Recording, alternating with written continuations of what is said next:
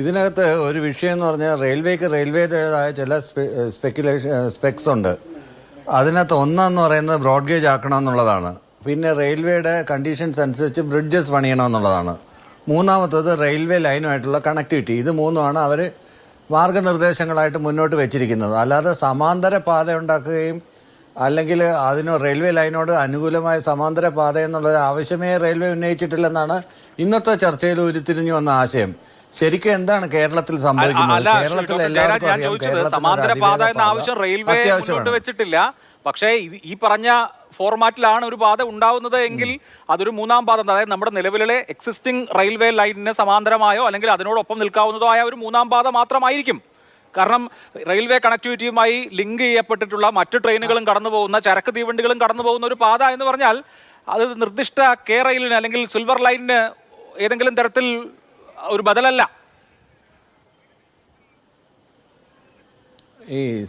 അഭിലാഷ്, ഇതിനകത്ത് ഇപ്പം നമ്മൾ മലേഷ്യയിൽ പോയിട്ടുണ്ടെങ്കിൽ അഭിലാഷിന് അറിയാൻ പറ്റും അവിടെ എങ്ങനെയാണ് റെയിൽവേ ലൈനുകളും അതിൻ്റെ മേളിൽ കൂടെ മെട്രോ ലൈനുകളും മറ്റ് ലൈനുകളും LRT എന്നൊക്കെ പറഞ്ഞിട്ട് ഒരുപാട് സർവീസസ് ഉണ്ട്. ഇതെല്ലാം എക്സിസ്റ്റിംഗ് റെയിൽവേ പാത അവിടെ ഓടുന്നുണ്ട്. ഇതിന് സമാന്തരമായിട്ടൊന്നും അല്ല മറ്റ് പാതകളൊന്നും ഓടുന്നത്. ഈ ഹൈസ്പീഡ് ട്രെയിൻ നെറ്റ്വർക്കെല്ലാം വല്ലാത്ത സർവീസുകളിലായിട്ടാണ് ഓടുന്നത്. പല വിദേശ രാജ്യങ്ങളിലും, ഇപ്പോൾ ജപ്പാനിലടക്കം. ഞാൻ മലേഷ്യ പറഞ്ഞത് തൊട്ടടുത്തായതുകൊണ്ടും ഒരു വികസിത രാജ്യമായതുകൊണ്ടാണ് ജപ്പാനിലോട്ടൊന്നും പോകാഞ്ഞത്. അപ്പോൾ ഇവിടെയെല്ലാം ഞാൻ പോയിട്ടുള്ളതുകൊണ്ട് എനിക്ക് കൃത്യമായിട്ട് അറിയാം എങ്ങനെയാണ് എക്സിസ്റ്റിംഗ് റെയിൽവേ, ഹൈസ്പീഡ് റെയിൽവേയുടെ കൂടെ തന്നെ ഇത്തരം സമാന്തര പാതയെന്ന് ഞാൻ പറയുന്നില്ല, ഇത്തരം സംവിധാനങ്ങളും പ്രവർത്തിക്കുന്നതെന്ന്. അത് മൂന്നാം ലോക രാജ്യങ്ങളിലൊക്കെ കാണാവുന്ന കാഴ്ചയാണ് ഈ സംഭവം. അല്ലാതെ ഇതുമായിട്ട് ചേർന്നിട്ട് ഈ പാത വികസിപ്പിച്ചിട്ട് ഇതിന് സമാന്തരമായ ഒരു പാത ഉണ്ടാക്കാന്ന് പറഞ്ഞാൽ അങ്ങനെയാണെങ്കിൽ റെയിൽവേ ലൈനിങ് വികസിച്ചാൽ പോരെ. റെയിൽവേ വികസനം, ഇത്രയധികം റെയിൽവേ ട്രാക്കുകളുണ്ട്, ട്രാവലേഴ്സ് ഉണ്ട്, ഇത്രയധികം ഡെൻസിറ്റി ഉണ്ട്, ഇത്രയധികം ഹൈലി പോപ്പുലേറ്റഡ് ആയിട്ടുള്ള ഒരു സ്റ്റേറ്റ് ആണ്. അങ്ങനെ ഉണ്ടെങ്കിൽ പിന്നെ റെയിൽവേക്ക് തന്നെ ഇങ്ങനെ ഒരു സംവിധാനം ആസൂത്രണം ചെയ്യാവുന്നതല്ലേ ഉള്ളൂ. അങ്ങനെയാണ് സ്റ്റേറ്റിന്റെ ഇതിനകത്ത് സ്റ്റേക്ക് ഹോൾഡ് ചെയ്യുന്ന കാര്യമില്ലല്ലോ. റെയിൽവേ അങ്ങനെ വികസിപ്പിക്കുന്നില്ല. റെയിൽവേ ഇതിനകത്തുനിന്ന് ഉദ്ദേശിക്കുന്നതെന്ന് വെച്ചാൽ റെയിൽവേയുടെ സ്ഥലം വിട്ടുകൊടുക്കില്ല. പക്ഷേ റെയിൽവേ ചില കണ്ടീഷൻസ് വയ്ക്കുന്നു. അവർക്ക് ചില ടേംസ് ആൻഡ് കണ്ടീഷൻസിന്റെ അടിസ്ഥാനത്തിൽ കേന്ദ്ര സർക്കാരിന് ചില നിർദ്ദേശങ്ങളൊക്കെ, അതിനകത്ത് നല്ല നിർദ്ദേശങ്ങളുണ്ട്, ചീത്ത നിർദ്ദേശങ്ങളുണ്ട്. നല്ല നിർദ്ദേശം എന്താണെന്ന് വെച്ച് കഴിഞ്ഞാൽ റെയിൽവേയുടെ കണ്ടീഷൻസ് അനുസരിച്ചുള്ള പാലങ്ങളും ബ്രിഡ്ജസൊക്കെ പണിയണമെന്ന് പറയുന്നത് വളരെ നല്ല കണ്ടീഷൻ തന്നെയാണ്. ആ സ്റ്റാൻഡേർഡിൽ തന്നെ പണിയണമെന്ന് പറയുന്നത്. രണ്ടാമത്തെ നിർദ്ദേശം എന്ന് പറയുന്നത് റെയിൽവേ ലൈൻസുമായിട്ട് കണക്ടിവിറ്റി വേണമെന്ന് പറഞ്ഞത് അതിനകത്ത് നിന്ന് ഇറങ്ങിയ ആളുകൾക്ക് റെയിൽവേ ലൈനിൽ പോകാനുള്ള സംവിധാനങ്ങൾ വേണം എന്നുള്ളത് തന്നെയാണ്. ഇത് രണ്ടും നല്ലതാണ്. അല്ലാതെ ഇതിന് സമാന്തര പാതയായിട്ടാണ് അങ്ങനെ ഒരു സ്വപ്നത്തിൽ പോലും ഒരു ചിന്ത റെയിൽവേക്കില്ല. ഇനി ഇവിടുത്തെ BJP-കാർക്ക് ഉണ്ടോ എന്ന് എനിക്കറിയില്ല.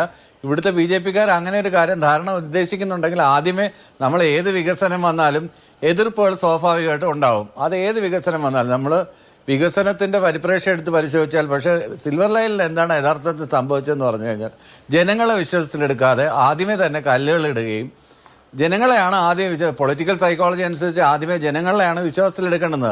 അത് കുറച്ച് ധൃതിയിലായിപ്പോയി. അപ്പോഴത്തേക്കും അത് പ്രതിപക്ഷം നല്ല രീതിയിൽ അതിനെ മുതലെടുത്തു. ഈ കല്ലുകൾ പിഴുന്നതും മറ്റ് സമരങ്ങളുമായിട്ടൊക്കെ മുന്നോട്ട് പോയി.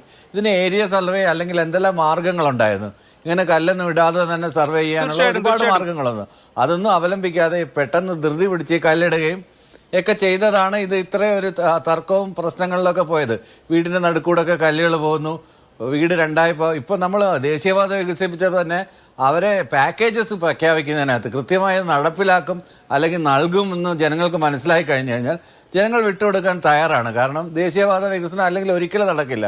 ഗെയിൽ പൈപ്പ് ലൈൻ അല്ലെങ്കിൽ ഒരിക്കലും നടക്കില്ല. വയൽക്കിളികളെ സമരം ചെയ്തു, എന്തായി, എവിടെ ചെന്ന് അവസാനിച്ചു?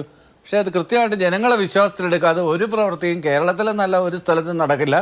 നമ്മൾ ബുൾഡോസർ രാജ്യമൊന്നും എവിടെയും നടപ്പിലാക്കാൻ പറ്റില്ല. ഇന്ത്യയെ പോലെയുള്ള പരീക്ഷിച്ച് പരാജയപ്പെട്ടു പോയി. ആ പരാജയം സമ്മതിച്ചാണ് എന്തായാലും ഈ സർവേ പോലെയുള്ള നടപടികളിൽ നിന്ന് പിൻവാങ്ങിയത്. വലിയ അബദ്ധമായിരുന്നു എന്ന് ഇപ്പോൾ ഒരുപക്ഷെ സർക്കാർ ആലോചിക്കുന്നുണ്ടാവും. കൂടുതൽ അബദ്ധങ്ങൾ ചെയ്യാതിരിക്കട്ടെ എന്ന് മാത്രമേ അക്കാര്യത്തിൽ പറയാൻ കഴിയൂ.